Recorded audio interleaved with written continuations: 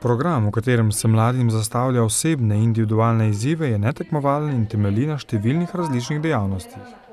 V njem sodelujejo mladi od 14. do 25. leta starosti.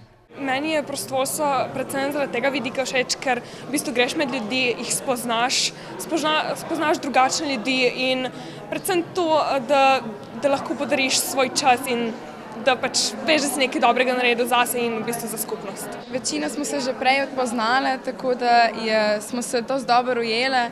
So bila tudi trenja predvsem na odpravi, pa ko smo bile malo jezne že na vreme pa vse, ampak večinoma je bilo pa kar v redu. 5 deklet z novomeške gimnazije je sploh prvih 5 prejemnic MEPI priznanja na Dolenjskem.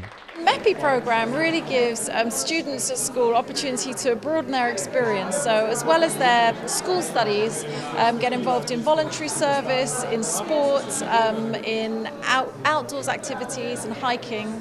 And it gives them a broader experience and qualification. Gimnazija Novo mesto že po nekem svojem izhodiščnem položaju, glede na to, da smo bili prvi v Sloveniji, si pač želimo, da smo prvi v marsičem.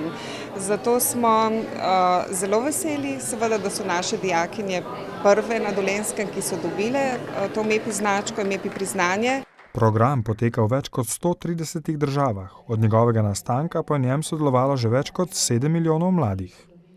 Prva generacija mladih Dolenjk s tem priznanjem pa upa, da bo prepričala tudi ostale mlade, da gredo po njihovih stopinjah.